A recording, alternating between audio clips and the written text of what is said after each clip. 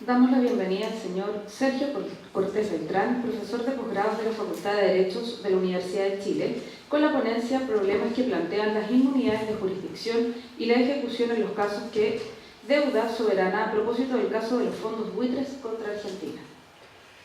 Bien, en primer lugar, muchas gracias por la invitación de la Universidad de Atacama, su Facultad de Derecho, particularmente a Pía Moscoso, a su decano Mario Maturana y también al presidente de la Asociación de Derecho Internacional Privado, profesor Eduardo Picani, colega mío de la universidad.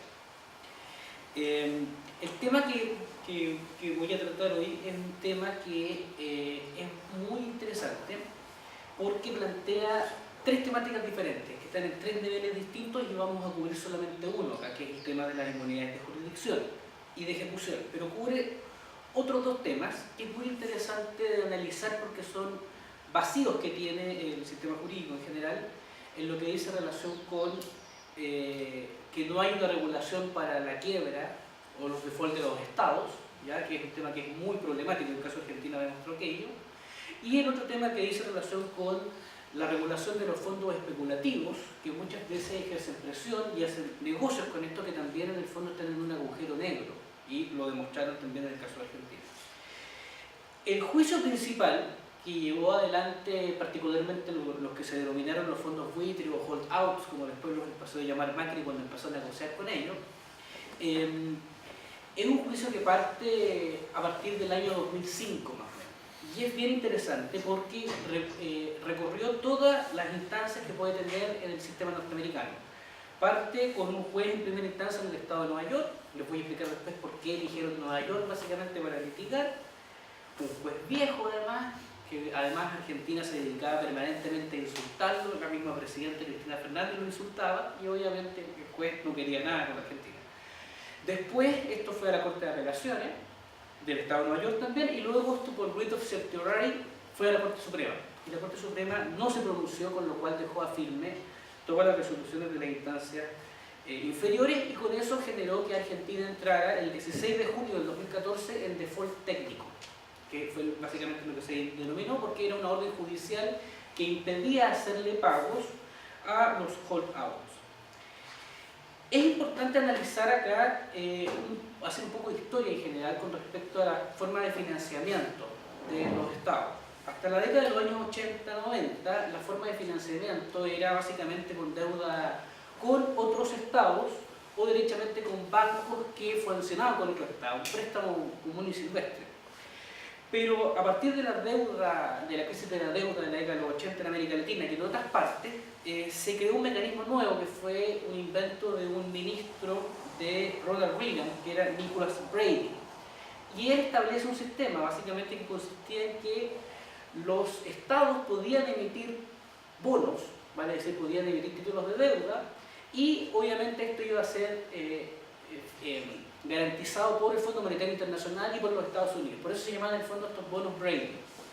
Ocurrió que el negocio fue tan bueno, pagaban tan buena rentabilidad, daban tan buenos intereses, que a la larga en el fondo optaron por decir ya, vamos a funcionar sin garantía del Fondo Monetario, sin garantía de otro Estado, por lo tanto, derechamente funcionaban igual que los bonos como lo hacen los particulares, ¿ya? Por lo tanto, los bancos básicamente lo que hacían era actuar como colocadores de esta deuda, agentes básicamente. Y es así en el fondo como se hace un tremendo negocio que es muy lucrativo y en el cual todos los países en el fondo empiezan a participar. Obviamente es un bono, vale decir, es un título de valor representativo en el fondo de deuda y lo interesante que tiene es que tenía distintos mecanismos para hacerlos más atractivos. Por ejemplo, tenían reajustabilidad básicamente con el PIB del país y además se garantizaba que se iba a pagar el PIB más alto, por ejemplo. Argentina lo llegó a hacer así. Y hubo otros países también que tuvieron esta misma situación, Perú, Brasil, prácticamente todos lo hicieron y eran muy interesantes también para los inversionistas porque fíjense ustedes que eran los años en que teníamos crecimientos del 7, 8, 9%, hoy día eso es impensado, pero en esos años del fondo las tasas de crecimiento eran altísimas, por lo tanto eran muy interesantes estos bonos para los países en desarrollo en general. Entonces, esa es un poco una temática que hay que verlo desde el punto de vista histórico.